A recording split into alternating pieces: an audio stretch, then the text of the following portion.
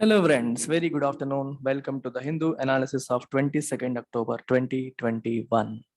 So ఇవాళ మనం చాలా ఇంపార్టెంట్ ఆర్టికల్స్ ని చూడబోతున్నాం.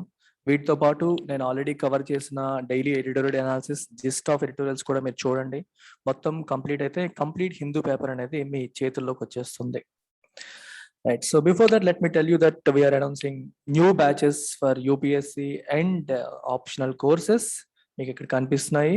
వేటికి అనేది కూడా మీకు ఇక్కడ క్లియర్ గా కనిపిస్తుంది. So people who are interested can join before 31st October. ఎందుకు సార్ అంటే ఫీజు అనేది రివైజ్ అవుతుంది. ప్రస్తుతం తక్కువ ఉంది ఫీజు, అదేమో పెరుగుతుంది. Beauty of our courses is all of them come with life time validity and also with an EMI option. You have our phone number here. Call చేయండి, డీటెయిల్స్ ఇంకా ఏమైనా డౌట్స్ ఉంటే క్లియర్ చేసుకోండి. మన వెబ్సైట్ ఒకసారి open చేయండి. దాంట్లో search బాక్స్లో డెమో అని చెప్పి టైప్ చేయండి. వచ్చిన కోర్సెస్లో ఎన్రోల్ అవ్వండి. అవి ఫ్రీ కోర్సెస్. ఎన్రోల్ అయ్యి check the quality of our faculty, quality of the app, how it functions and then make an informed decision. So ఇవాళ మనం కవర్ చేయబోతున్న మొదటి ఆర్టికల్ వచ్చేసి Pakistan retained on FATF's grey list again. ఏంటి కదా FATF అంటే అర్థం ఏంటి, FATF గ్రే లిస్ట్ అంటే అర్థం ఏంటి, ఒకసారి మనం బ్యాక్గ్రౌండ్ వెరిఫికేషన్ అనేది చూడాలి. అసలు FATF గ్రే లిస్ట్ లో ఉంటే పాకిస్తాన్కి వచ్చే నష్టం ఏంటి అనే ఆస్పెక్ట్ ని కూడా ఒకసారి మనం చూసేద్దాం. అసలు ఫినాన్షియల్ యాక్షన్ టాస్క్ ఫోర్స్ ఇది ఎప్పుడు ఎస్టాబ్లిష్ చేయబడింది అంటే జూలై 1989లో. ఎక్కడ? ప్యారిస్లో. ఈ బై హోమ్? బై అప్పటికి ఉన్న G7 కంట్రీస్. ఈ G7 కంట్రీస్ 1989 జూలైలో ప్యారిస్లో ఫినాన్షియల్ యాక్షన్ టాస్క్ ఫోర్స్ ని ఎస్టాబ్లిష్ చేయడం అనేది జరిగింది. ఎందుకని? పర్పస్ ఈజ్ ఇంపార్టెంట్ కదా. ఎందుకని? To combat something called money laundering. Money laundering అంటే అర్థం ఏంటి? క్రిమినల్ యాక్టివిటీస్ ద్వారా మనం సంపాదించిన డబ్బుని లెజిటిమేట్ సోర్స్ ద్వారా వచ్చింది అన్నట్టుగా చూపించడం. క్రిమినల్ యాక్టివిటీస్ అంటే అర్థం ఏంటి? డ్రగ్ ట్రాఫికింగ్, హ్యూమన్ ట్రాఫికింగ్ లాంటి యాక్టివిటీస్ లో మనం కోట్లు సంపాదించి ఆ డబ్బుని క్లీన్ చేయడం. లాండర్ అంటే అర్థం ఏంటో తెలుసా? వాష్ చేసి ఐరన్ చేయడాన్ని లాండర్ అంటాం. లాండ్రీ సర్వీసెస్ అని వింటాం కదా. అంటే క్రిమినల్ యాక్టివిటీస్ ద్వారా వచ్చే మనీ డర్టీ మనీ. ఆ మనీ ఏమో డర్టీ మనీ. ఆ మనీని వాషింగ్ అండ్ ఐరన్ చేసి క్లీన్ మనీలుగా మారుస్తున్నాము అనే సెన్స్ లో ఈ మనీ లాండరింగ్ అనే పదం వచ్చింది. నిజంగా తీసి వాష్ చేయరు, ఐరన్ చేయరు. అంటే వాషింగ్, ఐరన్ అంటే నీట్ గా మార్చడం. తప్పుడు యాక్టివిటీస్ ద్వారా వచ్చిన డబ్బుని నీట్ గా మార్చే ప్రక్రియనే, క్లీన్ యాక్టివిటీస్ గా మార్చే ప్రక్రియనే మనీ లాండరింగ్ అంటాం. ఈ మనీ లాండరింగ్ అనే దాన్ని కాంబాట్ చేయడానికి, ఎదుర్కోవడానికి 1989 జూలైలో FATF ని ఫామ్ చేశారు. వీళ్ళు ఏం చేస్తారంటే they will give certain recommendations to all countries కి రికమెండేషన్స్ ఇస్తారు. ఏ పాలసీస్ ఫాలో అవ్వాలి, ఏ విధి విధానాలు ఫాలో అవ్వాలి, వీటిని కాంబాట్ చేయడానికి ఎలాంటి, కంట్రోల్ చేయడానికి ఎలాంటి మెథడాలజీస్ ఉండాలి, ఎలాంటి పాలసీస్ ఫ్రేమ్ చేయాలని చెప్పి వీళ్ళు చెప్తారు. అయితే ఇది ఓన్లీ మనీ లాండరింగ్ కోసమేనా అంటే కాదు. Originally for money laundering, but later on money laundering తో పాటు 2001లో అక్టోబర్ 2001లో దీని యొక్క స్కోప్ అనేది ఎక్స్పాండ్ చేశారు. మనీ లాండరింగ్ తో పాటు it was expanded to terrorist financing. Terror outfits కి ఫినాన్స్ అందించే కార్యక్రమాలను కూడా అరికట్టాలి అనే ఆస్పెక్ట్ కూడా చూసారు. ఎందుకు అక్టోబర్ 2001లో దీనిపైన ఫోకస్ చేశారు అంటే 2001లో ఏం జరిగింది? అమెరికా పైన ఒసామా బిన్ లాడెన్ యొక్క వైమానిక దాడి జరిగింది. పెంటగాన్ పైన దాడి జరిగింది. ఆ దాడి జరిగిన తర్వాత FATF వాళ్ళు ఏంటంటే మనీ లాండరింగ్ యాక్టివిటీసే కాదు, ఈ టెర్రరిస్ట్ ఆర్గనైజేషన్స్ ఇలాంటి పెద్ద దేశాలపైన, చిన్న దేశాలపైన ఇలాంటి యాక్టివిటీస్ చేస్తున్నారంటే వాళ్ళకి ఫండింగ్ వస్తుంది కాబట్టే కదా చేయగలుగుతున్నారు. డబ్బులు లేకపోతే వాళ్ళు చేయలేరు కదా, ఇది ఇల్లీగల్ కదా. సో ఈ టెర్రర్ ఫండింగ్ యాక్టివిటీస్ ని కూడా అరికట్టాలి, వాటిని ప్రోత్సహించే కంట్రీని పనిష్ చేయాలి అనే ఉద్దేశంతో దీన్ని కూడా తన స్కోప్ లోకి తీసుకోవడం అనేది జరిగింది. So money laundering and terrorist financing. ఆ తర్వాత 2012లో ఇంకొకటి కూడా యాడ్ చేశారు. 2001లో ఇది యాడ్ చేశారు. 2012లో వచ్చేసి efforts to counter financing of proliferation అంటే బాగా పెరిగిపోవడం, proliferation of weapons of mass destruction అంటే అణుబాంబులు లాంటివి. వెపన్స్ ఆఫ్ మాస్ డిస్ట్రక్షన్ ని కాజ్ చేసే వెపన్స్ యొక్క ప్రొలిఫరేషన్ ని అరికట్టాలి. ప్రొలిఫరేషన్ అంటే విపరీతంగా పెరిగిపోతే మూడో ప్రపంచ యుద్ధానికి దారితీసే అవకాశం ఉంటుంది. వాటిలో మొత్తం ప్రపంచం అంతా నాశనం అయ్యే అవకాశం ఉంటుంది. కాబట్టి వాటికి సంబంధించిన ఫినాన్సింగ్ యాక్టివిటీస్ ని కూడా అరికట్టాలి అనే ఉద్దేశంతో దీన్ని కూడా యాడ్ చేశారు. సో FATF ఇప్పుడు ఏ అంశాన్ని తన స్కోప్ లో ఉందని మీకు ప్రిలిమ్స్ లో అడిగే అవకాశాలు ఉంటాయి. ఒకటి money laundering, 2 terror financing, 3 financing of proliferation of weapons of mass destruction. మీకు సంవత్సరాలతో సహా రాశాను. 1989 మొదట మనీ లాండరింగ్, 2001 తర్వాత టెర్రర్ ఫినాన్సింగ్, 2012 ఏప్రిల్ నుంచి వెపన్స్ ఆఫ్ మాస్ డిస్ట్రక్షన్ ని ప్రొలిఫరేట్ చేయకుండా ఆపే కార్యక్రమాన్ని కూడా తన నెత్తి మీద పెట్టుకున్నారు. అయితే FATF కి సంబంధించి మనం ఇంకో విషయాన్ని కూడా చూడాలి. ఏంటా ఇంకో విషయం అంటే, FATF ఏవైతే రికమెండేషన్స్ ఇస్తుందో, ఏవైతే పాలసీస్ చెప్తుందో, వాటిని ఎవరైతే ఫాలో అవ్వట్లేదో, ఎవరైతే ఈ మనీ లాండరింగ్, ఏ కంట్రీస్ అయితే మనీ లాండరింగ్ యాక్టివిటీస్ కి, టెర్రరిస్ట్ ఫినాన్సింగ్ యాక్టివిటీస్ కి పాల్పడుతున్నాయో వాటిని 2 లిస్టుల కింద డివైడ్ చేస్తుంది. Grey list, black list. So ఇక్కడ రెండింటికి చిన్న డిఫరెన్స్ ఉంది. బ్లాక్ లిస్ట్ కి గ్రే లిస్ట్ కి డిఫరెన్స్ ఏంటంటే, గ్రే లిస్ట్ లో ఉన్న కంట్రీస్ తప్పులు చేస్తున్నాయి. They have deficiencies in their system. వాళ్ళ సిస్టమ్ లో డెఫిషియన్సీస్ ఉన్నాయి, అంటే లోపాలు ఉన్నాయి. But they are working with FATF. Those countries are working with FATF to resolve issues ని రిజాల్వ్ చేయడానికి వాళ్ళు FATF ఇచ్చిన రికమెండేషన్స్ ని ఫాలో అవుతున్నారు. అలాంటి దాన్ని గ్రే లిస్ట్ అంటాం. ఇలాంటి గ్రే లిస్ట్ లో ఉన్న మన ఎనిమీ కంట్రీ పాకిస్తాన్ ఏమో గ్రే లిస్ట్ లో ఉంది.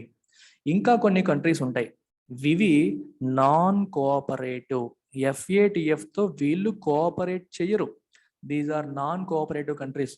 Only 2 countries are there in this list, Iran and North Korea.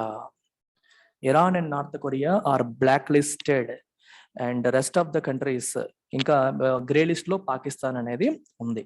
అయితే మీరు అడగొచ్చు, సార్ బ్లాక్ లిస్ట్ లో పెడితే ఏమవుతుంది, గ్రే లిస్ట్ లో పెడితే ఏమవుతుందని. What are the implications of a country being in black list or grey list?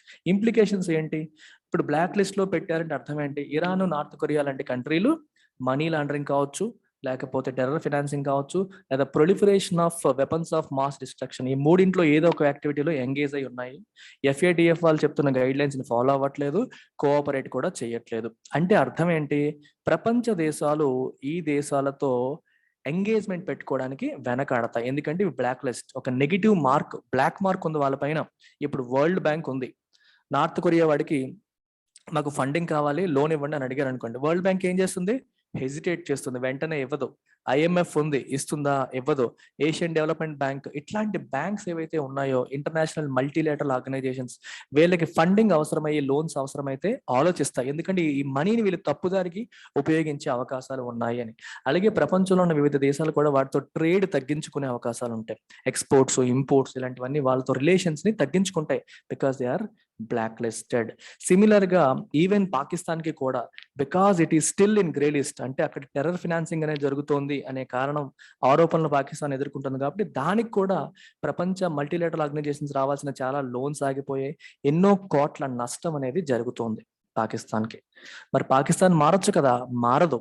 అంతే, పాకిస్తాన్ అలాగే ఉంటుంది. ఎందుకు పాకిస్తాన్ ఇంకా గ్రే లిస్ట్ లో ఉంచారు అంటే, చూడండి, ఇన్వెస్టిగేషన్స్ మీరు టెర్రర్ గ్రూప్స్ పైన చేశారు, వాళ్ళని అరెస్ట్ చేశారని చెప్పి ప్రూవ్ చేయండి. మీరు టెర్రరిస్ట్ ఫినాన్సింగ్ చేస్తున్నారని చెప్పి ఆరోపణ ఉంది.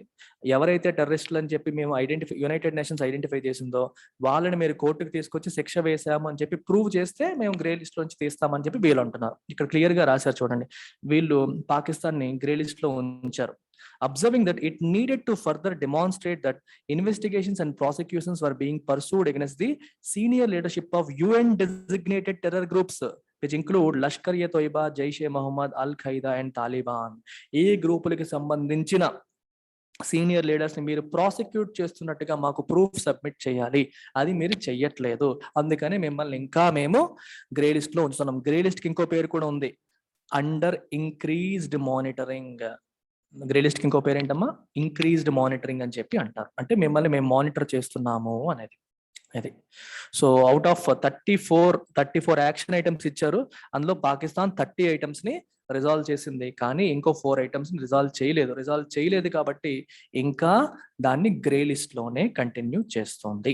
That's it. So you need to understand this background. అసలు FATF కథ ఏంటి, గ్రే లిస్ట్ అంటే ఏంటి, బ్లాక్ లిస్ట్ అంటే ఏంటి, దాని యొక్క ఇంప్లికేషన్స్ ఏంటి, మీకు prelims point of view and mains point of వ్యూలో కూడా మొత్తం కవర్ చేశాను. I hope you have got full understanding of this. The next article that we are going to discuss today is Prime Minister Modi to attend climate meet in Glasgow. So దీని గురించి కూడా మనం డీటెయిల్డ్గా ఒకసారి చూసేద్దాం. దీన్ని COP26 అని చెప్పి అంటాం. COP26. What is COP? COP అంటే కాన్ఫరెన్స్ ఆఫ్ పార్టీస్. 26 అంటే 26th మీటింగ్. 26 మీరు మరి ఫస్ట్ మీటింగ్ ఎప్పుడు జరిగింది అందులో కూడా ఒకసారి మనం వెళ్ళాల్సి వస్తుంది. కాప్ గురించి తెలుసుకునే ముందు we have to look at another word called UNFCCC, united nations framework convention on climate change. United nations framework convention on climate change. ఇది 1992లో సైన్ చేయబడింది. It was signed in 1992. ఎందుకని, ఎప్పుడు సైన్ చేశారు? ఎర్త్ సమ్మిట్ లేదా Rio summit అని చెప్పి అంటారు. Rio conference or Rio summit. ఈ మీటింగ్ లో ఈ సంతకం చేయడం అనేది జరిగింది. ప్రపంచంలోని అన్ని దేశాలు కూడా, ఆల్మోస్ట్ అన్ని దేశాలు కూడా దీన్ని సైన్ చేశాయి. ఎందుకని? క్లైమేట్ చేంజ్ అనేది ఒక బర్నింగ్ ఇష్యూ అని చెప్పి 1992లోనే వాళ్ళు ఐడెంటిఫై చేశారు. 1994లో it came into force in 1994 and signed by 197 countries. Almost అన్ని కంట్రీస్ కూడా దీన్ని సైన్ చేశాయి. సో ప్రపంచవ్యాప్తంగా మనం అందరం ఫేస్ చేస్తున్న అతిపెద్ద సమస్య క్లైమేట్ చేంజ్ అని చెప్పి రికగ్నైజ్ చేసి దాన్ని ఎదుర్కోవడం కోసం, అంటే మనకి సరైన సైంటిఫిక్ ఎవిడెన్స్ ఉన్నప్పటికీ లేనప్పటికీ కూడా మనం యాక్షన్స్ తీసుకోవాలి అని ప్రతి సంవత్సరం కూడా మనం మీట్ అవ్వాలి అనే ఉద్దేశంతో ఈ కాన్ఫరెన్స్ ఆఫ్ పార్టీస్ ని ప్రారంభించడం అనేది జరిగింది. అర్థమైందా? Conference of parties is the apex, అంటే highest decision making body. Apex decision making authority. UNFCCలో హైయెస్ట్ డెసిషన్ మేకింగ్ అథారిటీ ఏంటంటే కాన్ఫరెన్స్ ఆఫ్ పార్టీస్. దీంట్లో మెంబర్స్ ఎవరు? అందరూ. All countries who have ratified this UNFCC are members of COP. ఈ COP every year కూడా కలిసి, అంటే ఒకవేళ కుదరకపోతే తప్పితే ఎవ్రీ ఇయర్ కూడా కలిసి వాళ్ళు ఆ సంవత్సరం డిస్కస్ చేస్తారు. గ్రీన్ హౌస్ గ్యాస్ ఎమిషన్స్ ఎలా తగ్గించాలి, లేదా గ్లోబల్ వార్మింగ్ ఎలా కంట్రోల్ చేయాలి, mitigation, climate change mitigation tactics ఎలా బిల్డ్ చేయాలి, ప్రపంచ దేశాలన్నీ ఏ రకంగా కంట్రిబ్యూట్ చేయాలని చెప్పి రకరకాల అంశాలపైన వాళ్ళు డిస్కస్ చేస్తారు. ఇలాంటి first conference of parties meeting అనేది ఎప్పుడు జరిగింది? 1995లో జర్మనీలో జరిగింది. ఫస్ట్ కాప్ ఏమో 1995 జర్మనీలో జరిగింది. అప్పటి నుంచి ఇప్పటికి 25 జరిగాయి. 26వది ఇప్పుడు జరగబోతోంది. సో ఇప్పుడు మీకు ఒక క్వశ్చన్ అడుగుతాను. మన ఫేమస్, ఈ పేరు మీరు వినుంటారు, క్యోటో ప్రోటోకాల్ మీరు వినుంటారు. అలాగే ప్యారిస్ క్లైమేట్ అగ్రిమెంట్, ఇది కూడా మీరు వినుంటారు. ఈ రెండు బాగా మీరు విన్న ఫేమస్ ఇంటర్నేషనల్ అగ్రిమెంట్స్ ఆన్ ఎన్వైరన్మెంట్కి సంబంధించిన ఇంటర్నేషనల్ అగ్రిమెంట్స్ ఇవి. ఈ క్యోటో ప్రోటోకాల్ కూడా ఒక పర్టిక్యులర్ కాప్ లో సైన్ చేశారు. ఏ COP? You have to mention in the comments. అలాగే ప్యారిస్ క్లైమేట్ అగ్రిమెంట్ కూడా ఒక పర్టిక్యులర్ కాన్ఫరెన్స్ ఆఫ్ పార్టీలో సైన్ చేశారు. You have to mention both year as well as number of COP. ఎన్నవ కాప్ అనేది మెన్షన్ చేయండి, ఇయర్ కూడా మీరు కామెంట్ సెక్షన్ లో మెన్షన్ చేయండి. అంటే ఇంత మీకు బాగా తెలిసిన పేర్లు ఇవి. ఇదేమో గ్రీన్ హౌస్ గ్యాస్ ఎమిషన్స్ ని తగ్గించడానికి, ఇదేమో గ్లోబల్ టెంపరేచర్స్ ని కంట్రోల్ చేయడానికి. గ్లోబల్ టెంపరేచర్ అనేది ప్రీ ఇండస్ట్రియల్ లెవెల్కి +2 degrees లోపు ఉంచాలి. ప్రీ ఇండస్ట్రియల్ టెంపరేచర్కి +2 degrees, ఇంతకంటే తక్కువే టెంపరేచర్ని మనం అదుపు చేయాలని చెప్పి ప్యారిస్ క్లైమేట్ అగ్రిమెంట్లో మాట్లాడుకోవడం అనేది జరిగింది. ప్యారిస్ క్లైమేట్ అగ్రిమెంట్లో ఇంకొక ఇంపార్టెంట్ ఆస్పెక్ట్ డిస్కస్ చేశారు. అందులో they have come up with something called NDC. చాలా ఇంపార్టెంట్, నోట్ చేసుకోండి. NDC అంటే nationally determined contributions. What is the meaning of nationally determined contributions? మరి గ్లోబల్ వార్మింగ్ ని మనం కంట్రోల్ చేయాలంటే ప్రపంచ దేశాలన్నీ కలిపి పోరాటం చేయాలి. అయితే అన్ని దేశాలు ఒకే స్టేజ్ లో ఉన్నాయా అంటే లేవు. కొన్ని బాగా డెవలప్ అయి ఉన్నాయి, కొన్ని డెవలపింగ్ ఉన్నాయి, కొన్ని ఏమో పూర్ ఉన్నాయి. సో అందరూ ఒకే రకంగా దీనికోసం ఫైట్ చేయగలుగుతారంటే చేయలేరు, ఎందుకంటే ప్రయారిటీస్ ఆర్ డిఫరెంట్. అమెరికా తీసుకుంటే డెవలప్మెంట్ అనేది అమెరికాకి ప్రయారిటీ కాదు, because it is already developed.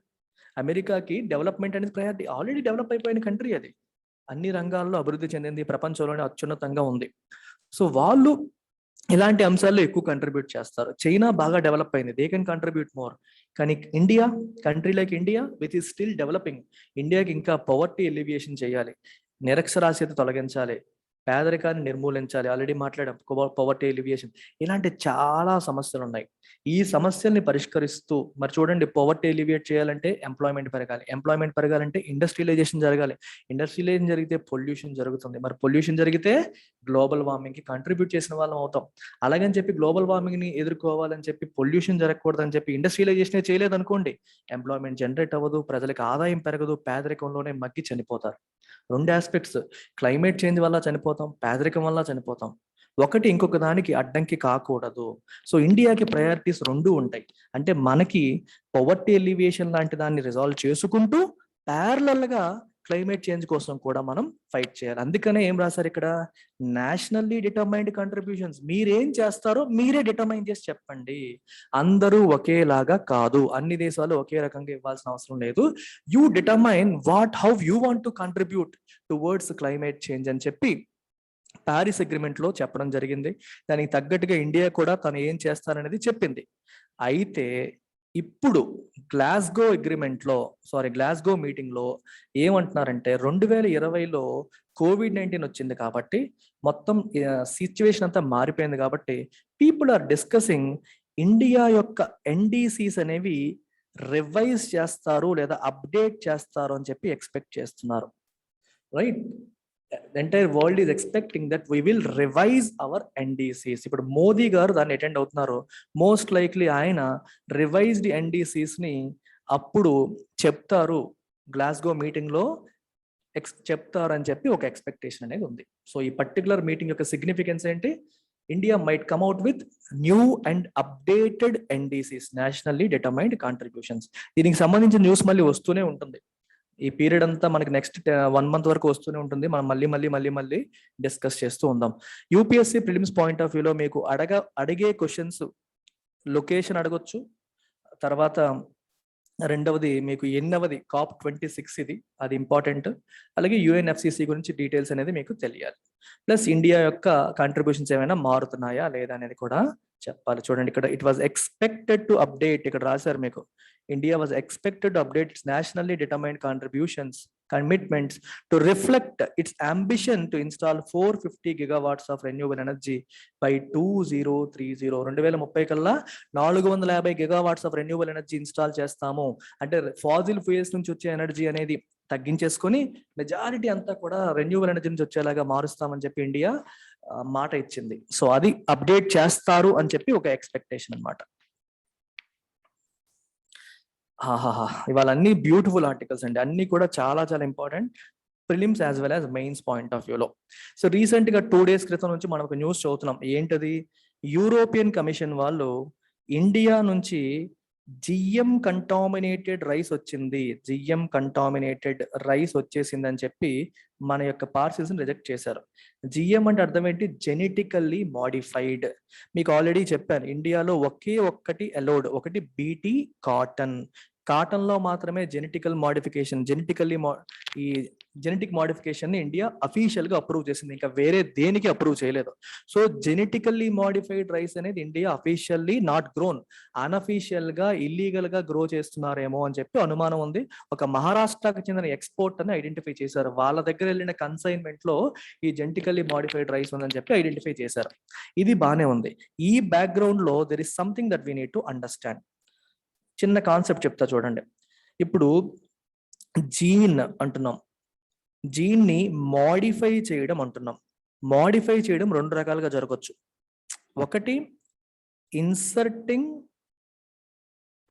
External genome, external genome ని తీసుకొచ్చి ఇన్సర్ట్ చేయడం.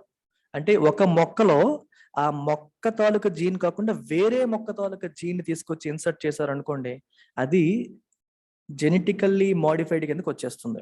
అలా కాకుండా if you just edit it, బయటది తీసుకురాకుండా you are only editing the gene. Editing అంటే అన్వాంటెడ్ పోర్షన్. ఇప్పుడు ఇలా ఉందనుకోండి జీన్, మీకు ఎగ్జాంపుల్ చెప్తాను. ఎందులో ఉందనుకోండి, ఈ మొక్కలో ప్రాబ్లం ఉందని రియలైజ్ అయ్యాం, సో జస్ట్ కట్ ఇట్,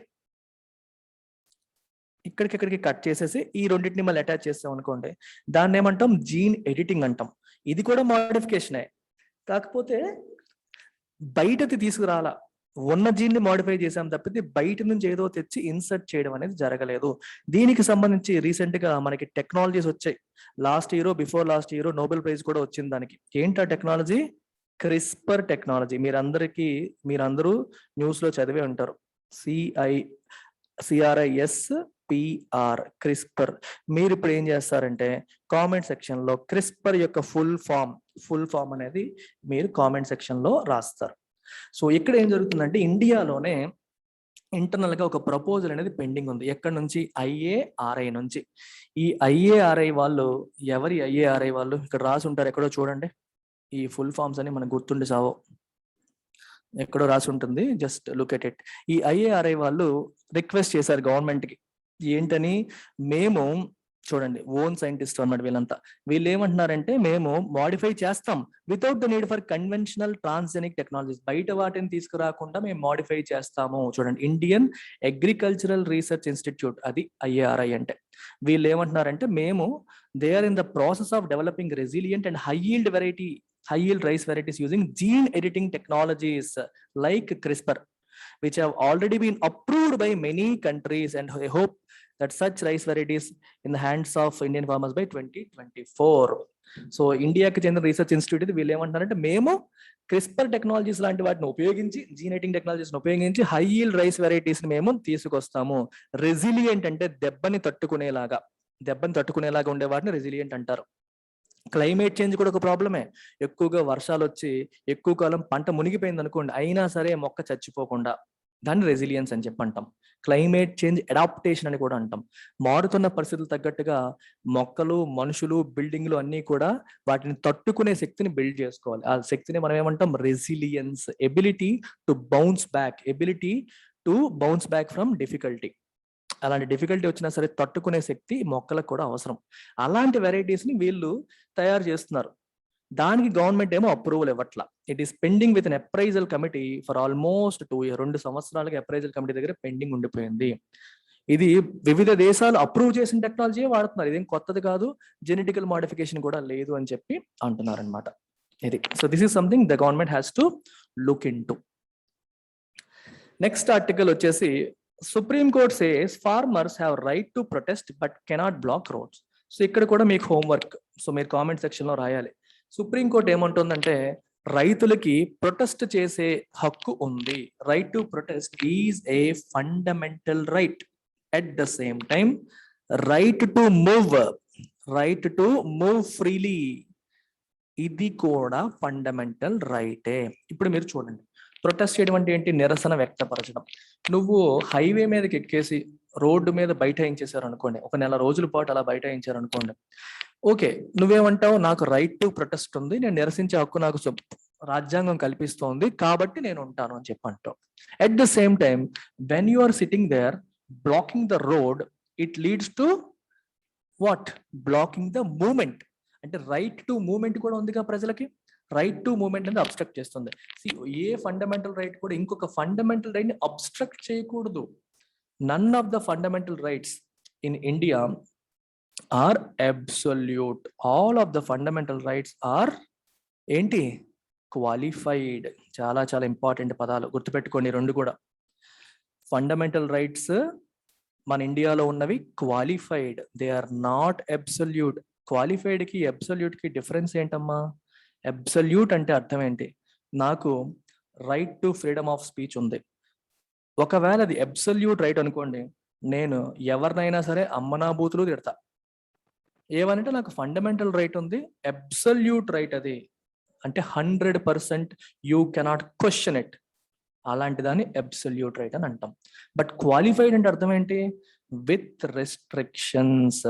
నీకు హక్కులు ఉన్నాయి, but all of them come with restrictions. They are not absolute, they come with restrictions. ఇండియాలో ఉన్న fundamental rights qualified, they are not absolute. ఇప్పుడు రైట్ టు ప్రొటెస్ట్ అనేది absolute right అనుకోండి, వాళ్ళు ఏం చేస్తారు? రోడ్డు మీదకి వెళ్తారు, రైలు మీదకి వెళ్తారు, ఎక్కడికన్నా వెళ్తారు, ప్రొటెస్ట్ చేస్తారు. ఏమంటే నాకు రైట్ ఉంది అంటారు, ఎవరు ఏం చేయడానికి లేదు. But they are qualified. You cannot disturb the public order. Public ఆర్డర్ని డిస్టర్బ్ చేయకూడదు.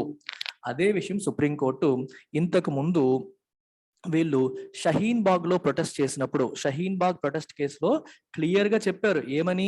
The right to protest should not hamper the right to movement of the public. దీని యొక్క సమ్మరీ అది. Right to protest should not hamper the right to movement of the public అని చెప్పి supreme court clear గా చెప్పడం అనేది జరిగింది. సో మీరు కామెంట్ సెక్షన్ లో ఏం రాస్తారు? రైట్ టు ప్రొటెస్ట్ యొక్క ఆర్టికల్ నెంబర్ రాయండి, right to movement of the public article number comment section లో రాయండి. And last but not the least, India achieved a historic milestone of 100 crore COVID-19 vaccination doses yesterday. 21 October రోజు 100 కోట్ల vaccination doses ని India సాధించింది. This a huge achievement. దీనికి సంబంధించి full editorial మీకు హిందూ పేపర్లో ఇచ్చారు. ఈ రోజు మనం మన ఛానల్లో వచ్చిన వీడియోస్లో జిస్ట్ ఆఫ్ ఎడిటోరియల్స్ లో నేను డీటెయిల్డ్ గా కవర్ చేశాను. The article was written by mister Modi himself. Narendra Modi garu the హిందూలో ఆర్టికల్ రాశారు. ఆర్టికల్ నేను డీటెయిల్డ్ గా ఎక్స్ప్లెయిన్ చేశాను. Watch today's gist of editorials. Take care, bye bye.